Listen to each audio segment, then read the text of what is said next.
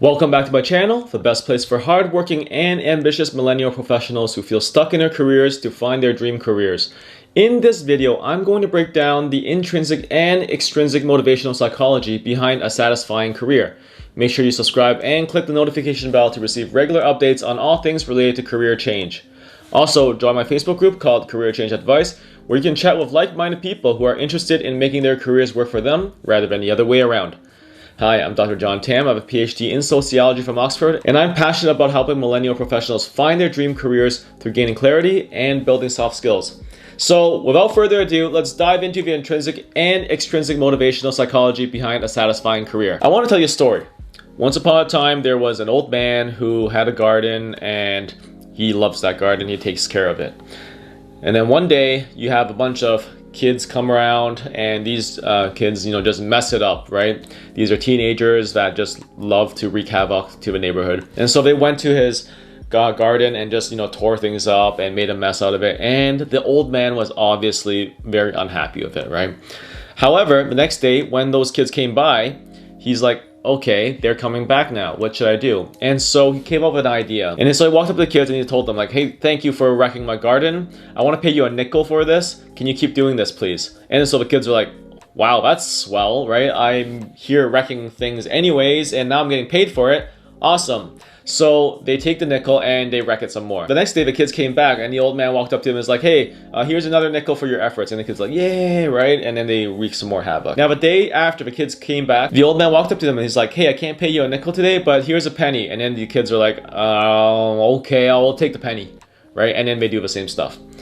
The next day, the kids came back, and then the old man walked up and was like, hey, I don't have any more money. I'm not going to pay you for wrecking my garden. And then the kids are like, oh, forget this then. We're not going to wreck your garden. And then the kids moved away. Now, the moral of the story is quite simple, right? But I'm curious, have you heard of this story before? Let me know in the comments. And we need to work with definitions here. So there's intrinsic and extrinsic motivation. Intrinsic motivation is the inherent satisfaction of doing something for the sake of doing it because it's fun to do and you like doing it. It puts you in a state of flow, which I'll talk about in the last video. And extrinsic motivators are basically the carrot and stick approach. And the carrot and stick approach is basically you give someone a carrot or you smack them with a stick.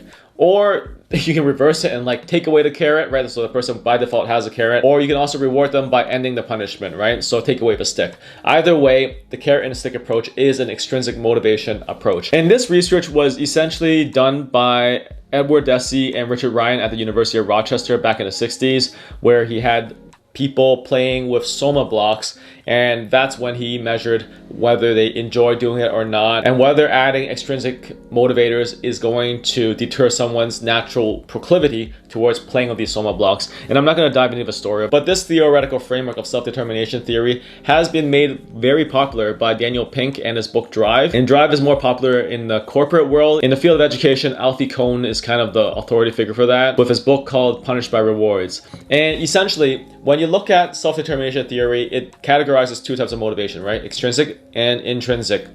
Now, for extrinsic motivation, we know several things. Extrinsic motivators does increase productivity, but it increases productivity for rote and repetitive tasks, and it's only a short-term increase of productivity. Research has also shown that when you give more money to people so that they can fix a problem, and that problem requires creativity, then it actually inhibits creativity. It actually makes it harder for people to be creative about it because they're thinking about the money. On the other hand, though, if you want people to be on an assembly line and assemble their stuff faster, then money does make an impact. It's important to know that I've talked about this in other videos as well, that money makes you happier only to a certain point of your income. So once you hit the 60 to 80K mark in the Western developed world, basically money no longer gives you that much happiness in return.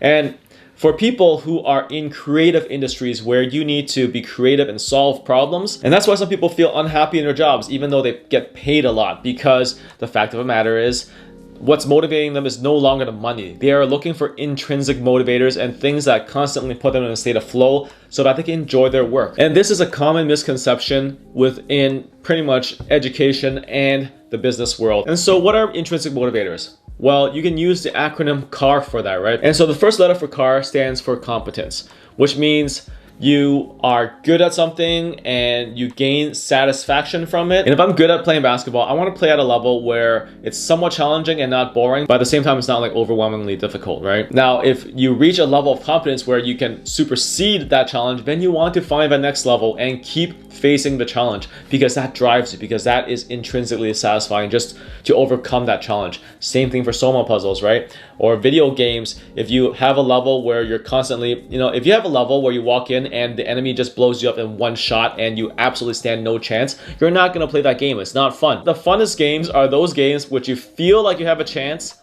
if you play your cards right, if you don't get shot, and if you make the right moves. And those are the funnest games because they are challenging and they push you, and they basically stimulate your dopaminergic system so that you keep going and you keep exploring and you keep finding new ways to address that problem. And that comes down to skills, right? We need to have the right skills to navigate the workplace. And I would highly recommend you to check out my career change mindset video, where I talk about how skills are now the defining feature of work. And it's no longer about what titles you carry, it's about what skills you have. And I'll put that in the cards above.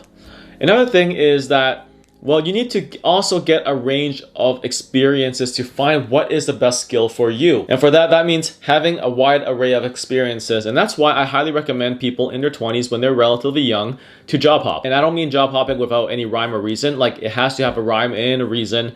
And each of these moves are strategically aligned to pursue and explore the best skill that you have. And so I would highly recommend you to check out my job hopping video, which I'll put in the corner above. The next acronym for CAR is autonomy.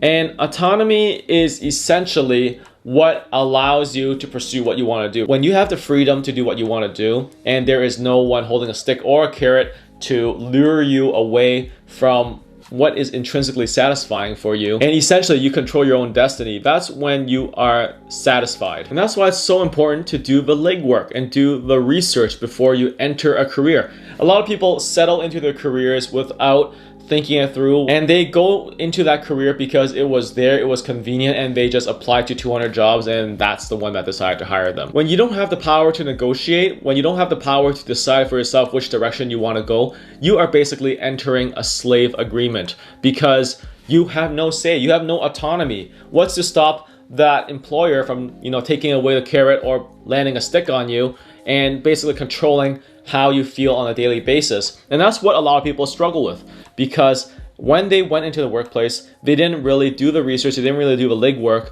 on finding out what career is the best fit for them. And I have a video on informational interviews on how to learn what's the best career for you, and I highly recommend you to check it out, and I'll put it in the cards above. The last letter for CAR is relatedness. And what relatedness is being in a community of people who are supportive of you, and you feel like you are part of something that's bigger than yourself. And because human beings are social creatures, when you're in a community, you are much more motivated, and there is emotional energy that's going through one another. And what we find in psychology and sociology is that people mirror one another. Like, when people are talking and they are engaged, their mirror neurons are literally firing, and they are much more in sync. And this is a fascinating example. When two people are emailing one another, if you know there is someone else on that email line waiting for your email and they're going to reply right away, your brain literally fires in a different way. It fires in a way that it's like it's interacting with someone. Now, if you email someone and you don't expect them to see the email right away and you don't know when they're going to see it, your brain is firing in a way that, like, okay, I'm writing a note and I don't expect anyone to see it until later.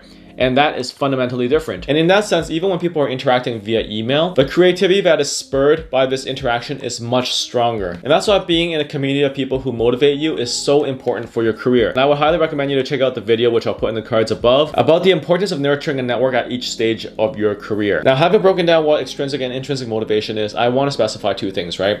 Number one is that these things feed into one another. If you are competent, you will have more autonomy. If you have more autonomy, then you get to choose who you want around you, and you get to build a community. And being in a network of people who are similar, you get better at what you're doing, you become more competent, and essentially they are mutually reinforcing. And that's why when you look at network analysis and you look at people who are the richest, they hang around with other rich people. People who are the best scientists, their best friends tend to be scientists as well. People who are the best athletes tend to have athlete friends, right? Because they're always in that community of people that's encouraging one another, exchanging resources, and pushing one another to become better versions of themselves. And so that's the mutually reinforcing aspect of the CAR acronym. Another thing I want to specify is that it is possible for extrinsic motivation to become internalized to become an intrinsic motivator. And so it's important to know that it's not a false dichotomy. And this is something that Asian families are notorious for. When kids are young, you make them play piano with the carrot and stick approach, right? Hey, candy for you if you play your piano, or whatever the stick approach is, right? In terms of the punishment, it doesn't have to be physical. It could be taking away video game rights. It could be grounding them. But basically, the carrot and stick approach, when you start using it on a child, the child is like, okay, I am learning this. So when you start using the carrot and stick approach on someone to become competent at a skill, once that person becomes competent at the skill, you start removing those extrinsic motivators, and that person starts finding like, hey, I actually like playing piano. Hey, I'm actually good at this, and it's making me feel good. And they start participating in a community of musicians, and because they're the best pianists in that community, they have more freedom to decide what music they want to play, and then the whole cycle, just reinforces itself. And so that's why it's important to know that extrinsic and intrinsic motivation is not a false dichotomy. They are mutually reinforcing. And that applies to your work. And this is not only a child thing, it's a thing that applies for all humankind throughout their life. Because at each stage of your life, in your work, there are going to be things that are intrinsically motivating, and there's going to be things that are extrinsically motivating. And you really want to place the priority on what's intrinsically motivating if you want to be happy in your career. And so I would highly recommend you to check out my free training on how to find your dream career, which I'll put in the details below. And also check out my guide, which also teaches you how to find your dream career, which I'll also put in the links below.